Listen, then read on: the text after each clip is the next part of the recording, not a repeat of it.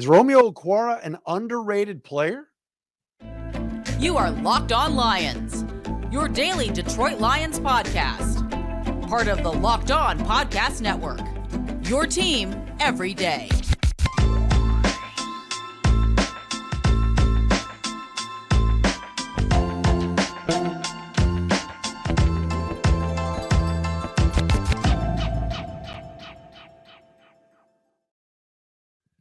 What's happening, everybody? It's another week of Locked On Lions right here on the Locked On Podcast Network. Indeed, your team every day. Matt Dery with you on a Monday, July 17th and a Tuesday, July 18th. Thanks for checking us out wherever you get your podcast. Thanks to our everydayers who are out there either watching or listening each and every day. We appreciate you guys. You can find us on Twitter at Dery Speaks, D-E-R-Y Speaks, at Locked On Lions on Twitter. We are on Threads at The Real Matt Dery, the Matt Dery Facebook fan page where we post the podcast. And as always, thank you for watching for free and subscribing. We're over 6,000 subscribers now on the Locked On Lions YouTube channel. Final week before we get to training camp at the end of next week. We got 2 weeks to go. We're going to get into starting, I think, on Wednesday, talk about some Pro Bowlers that we think could be first-time Lion Pro Bowlers for 2023. We'll probably start that later on in the week on Wednesday. Ryan Matthews from Pride of Detroit. Later this week, we're working on Warren Sharp as well from Sharp Football. On the show today, Good Morning Football the other day put out an underrated list on offense and defense. And the Lions had 3 players on that list. We will discuss coming up momentarily. Also, Robbie Gould speaks. Yes, the veteran, still free agent kicker at 40 years old, still wants to play. And he didn't say he wanted to sign with the Lions, but there were some interesting tidbits in some of his comments. The Lions are a fit. We'll read you those coming up momentarily on the show. Could the former Bear, longtime Bear, and Niner kicker come to Detroit if the three guys they got now don't work out? Also, Jameson Williams positivity news. Yes, we've got to do this on this show. When the kid does something well, we have to say it. We can't just always point out the lighting of the fireworks, the handing out of money in the streets of Detroit, the suspensions and everything else. We got to talk about some positive things that Jameson Williams did, and we will do that coming up momentarily here on the show as well. Thanks for making us your first listen, checking us out, like I said, wherever you get your podcasts. A refreshed, rejuvenated week here as we get closer to rookies reporting, and then next week, training camp starting. Unbelievable to think about football season being right around the corner. All right, so I saw this list on Good Morning Football on the NFL Network the other day, and I wanted to reference it right now. They had their, don't you just hate when you lose your place as you're about to read something? But where did it go? Here we go. The Good Morning Football all underrated team on offense on the NFL Network last week. And they put it up on the screen, and I saw this and I went, wait, what? But then I don't know. I think the guy on defense, let's start with defense because I said it in the open. Romeo Okwara made the team. They're all underrated defensive team. Brian Burns, Levante David, Javon Hargrave, Romeo Okwara, Demario Davis, Durance Armstrong, the defensive end of the Cowboys, Tyson Campbell, and Marcus Epps of the Raiders. Now, if somebody thinks Levante David is not rated or underrated, I don't know if they know anything about football. How is Levante David considered underrated? The Tampa Bay Bucks middle linebackers made like 4 Pro Bowls. But Romeo Okwara is on this list. Underrated? Nationally, do you think that people sleep on Romeo Okwara? Is Romeo Okwara, even after really not playing the last 2 years, let's be honest, tore his Achilles at the beginning of 2021, didn't come back until December of last year. He's barely played for 2 years. Would you consider Romeo Okwara underrated? Here's why I'd say no. The Lions don't think Romeo Okwara is underrated because they gave him $13 million a year just a couple of years ago. Brad Holmes did. He's entering the last year of his 3-year, $39 million deal.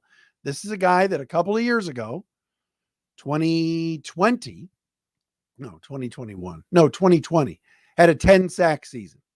Before that, he had a 7.5 sack season. He's 28, 29 years of age.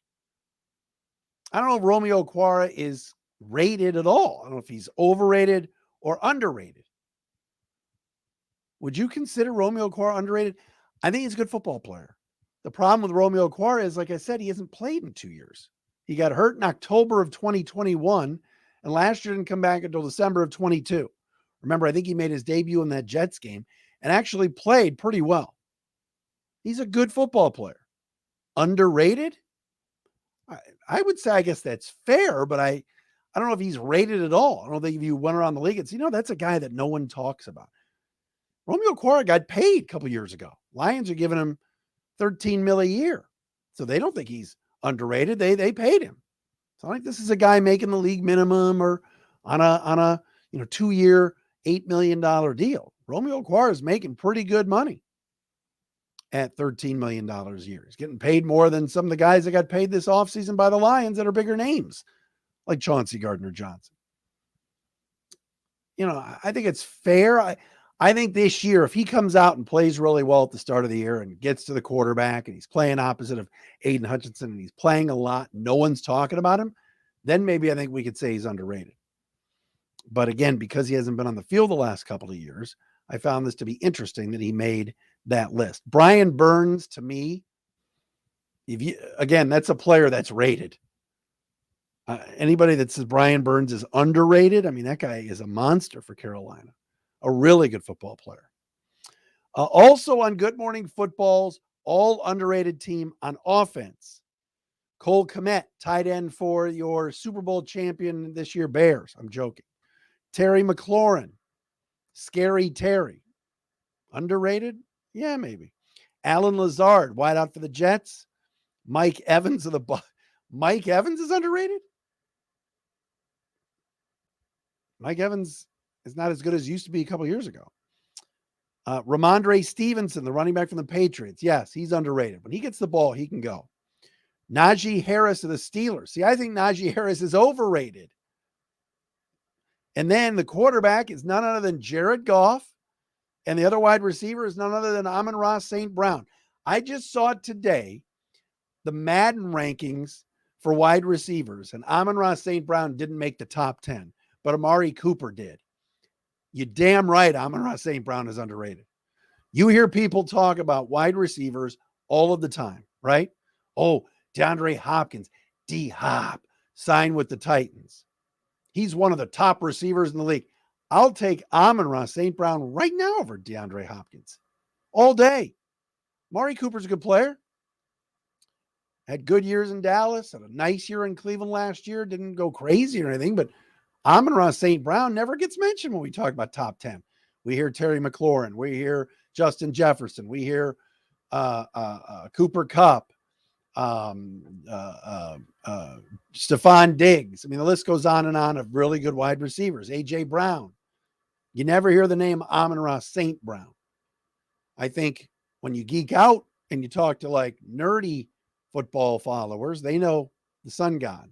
But I think it is all underrated. Yes, Amon Ra St-Brown.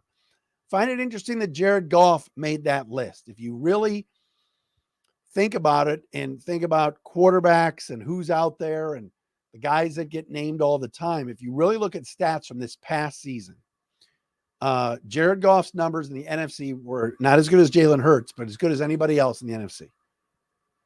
So calling him underrated when he's made a Super Bowl, when he took the Detroit Lions. Yes, these Detroit Lions, the laughing stock of the league. One playoff win in 63 years, whatever it is, right? One playoff win since 1957, rebuilding since 1957. Jared Goff taking that team to 9 wins this year definitely, I think, makes him underrated because people now, when they're doing who's the best quarterback in the NFC North, we're hearing people talking about Hall of Fields. We're hearing people say, oh, it's Kirk Cousins.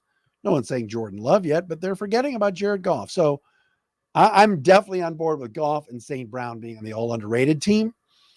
Romeo Okwara, I don't know. I don't know if he's rated or not, but we'll find out this year. if Romeo, with a full season, a training camp, and everything else, can have the kind of year that we expect him to have. All right, coming up next, I got to get into a kicker who is available and is a really good kicker, by the way. And if the Lions are having issues with Michael Badgley or John Parker Romo or Riley Patterson, they may have to turn to this guy. And this guy fits the bill. I will explain coming up momentarily here on Locked on Lions. But first, got to tell you about LinkedIn Jobs. These days, every new potential hire can feel like a high-stakes wager for your small business. You want to be 100% certain that you have access to the best qualified candidates available. That's why you have to check out LinkedIn Jobs, folks. LinkedIn Jobs helps find the right people for your team faster and for free. They are the best. It's easy. You put the little like purple hiring sign around your avatar on your the hiring frame around your avatar on LinkedIn. Plus, great thing is they do all the work kind of for you. I've been on there a lot. I love LinkedIn. It's easy. Simple tools like screening questions are there. Make it easy for you to focus on candidates with just the right skills and experience so you can quickly prioritize who you want to interview and who you want to hire. That's why small businesses rated LinkedIn #1 in delivering quality hires versus leading competitors. Here's what you want to do. LinkedIn Jobs helps you find the qualified candidates you want to talk to faster. Post your job for free at linkedin.com/LockedOnNFL. That's linkedin.com/LockedOnNFL. You do that to post your job for free. Terms and conditions apply.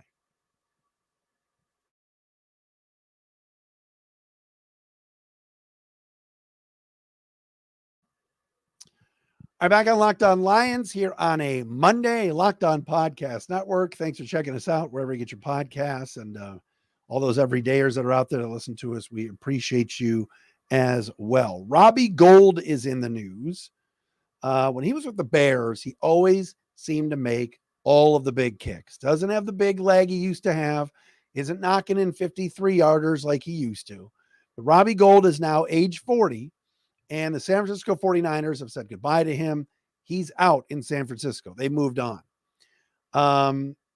Gould was speaking with NBC Sports Bay Area, and the 40-year-old says he wants to play and wants to continue to kick and would like to kick for a contender. Well, the Detroit Lions, who have not one, not two, but 3 kickers on their roster right now, are looking. You can't tell me they're not. When you have 3 kickers, that means you have 0.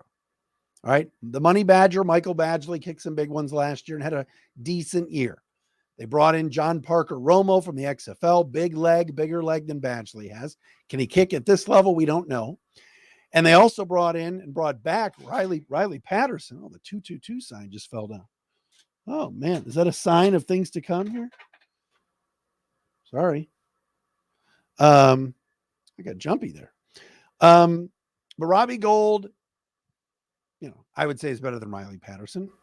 Jacksonville gave up on Riley Patterson. Here's what Gould told NBC Sports Bay Area. Quote, "I know training camp is coming up and I'm ready for the next opportunity.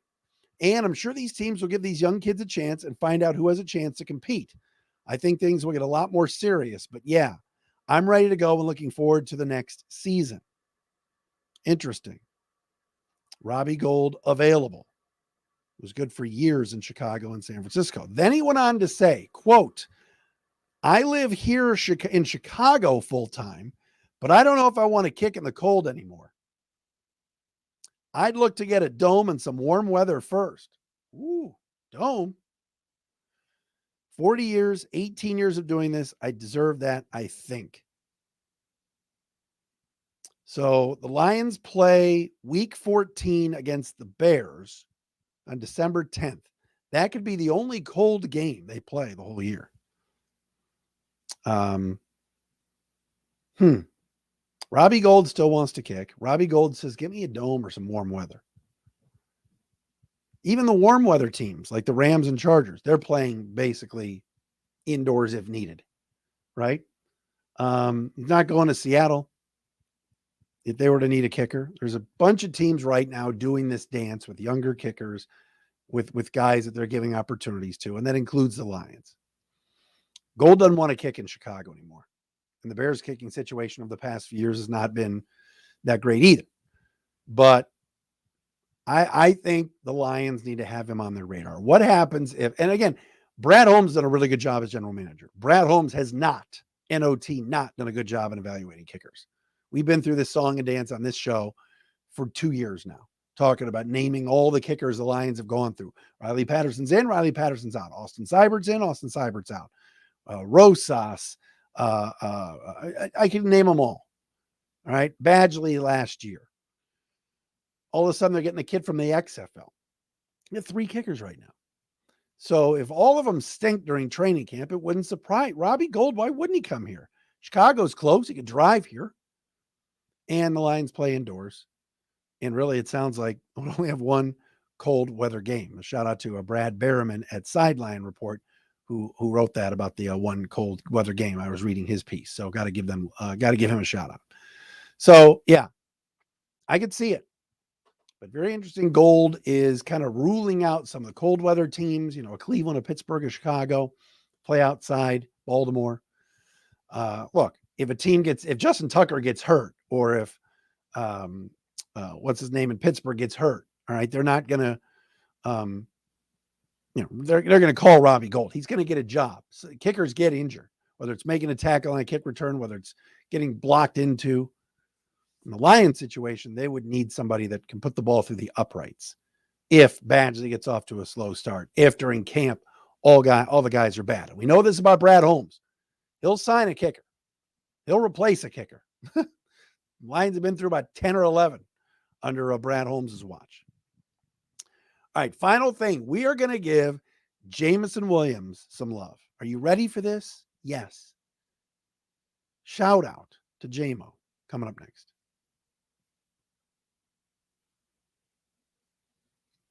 All right, folks. I got to be fair. Jameson Williams has not had a good start to his NFL career. Last year, he came back and didn't play all that much. Only caught 1 pass and it was a touchdown. This year, he's suspended for the first 6 games for gambling. All right, whether it's fair or not, whether he bet on college football or something else, not NFL related, outside of the facility or a team hotel, whatever it is, or inside the facility, or a team hotel. Regardless, he's not playing the first 6 games. It's not been a great start, but he's young. Yes, he's on Instagram Live late night. Yes, fans are worried about his attitude. Sure. Heck, the Lions, Brad Holmes even said accountability at the end of last year. But now, Jameson Williams did something pretty cool this past weekend. Was not trying to drum up business or publicity. Reporters found out about it, and a few were there. He answered questions, and that is he ran a football camp for kids in Harper Woods on Saturday. He had 2 sessions. It was raining. He stayed out there. Parents had umbrellas. The kids were out there, and JMO loved it. Everybody that was there, the people that were writing the articles, all said he was totally into it. He would not have been, nicer to the kids. And he told the Detroit News, quote, "This is my happy place." Really, end quote. I really enjoyed being around kids. This is great. I want to do this every year. He had some family and aunt and uncle that were there that were helping him run the event. Shout out to Jameson Williams. That's awesome. All right. He has been under a huge microscope. When you're a first round pick and you're coming out of Alabama, heck, you played at Ohio State, there's going to be that microscope. We talked about it last week. Until he's back, I think Jahmyr Gibbs is going to get a ton of burn and play a lot of wide receiver in his place. That's another kid from Alabama with a lot of speed. And I'm excited to see Jahmyr Gibbs. I really am. But for Jameson Williams to do this camp, to give back to the community, get back to my community, and do his thing is pretty cool.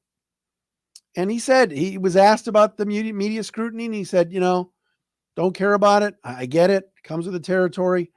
I got to sit out the first 6 games. I'm not happy about it. Serve my penance and be done. All positive this weekend. Good answers from questions. Gave the media his time. Gave the kids and family some time. Says he's going to do this every year. Tracy Walker also hosted a camp just down the road from where JMO was last Saturday in Harper Woods, but shout out to him. That is awesome. All right. Not every player does that. A lot of guys don't think they want to stay where they live, whether it's LA or somewhere else. And then when it's time to come to Detroit to report, they're there. Here's Jameson Williams in our city, weeks before training camp, doing something nice and being around kids and teaching them football. So I thought that was pretty cool. I think you got to give him credit for that.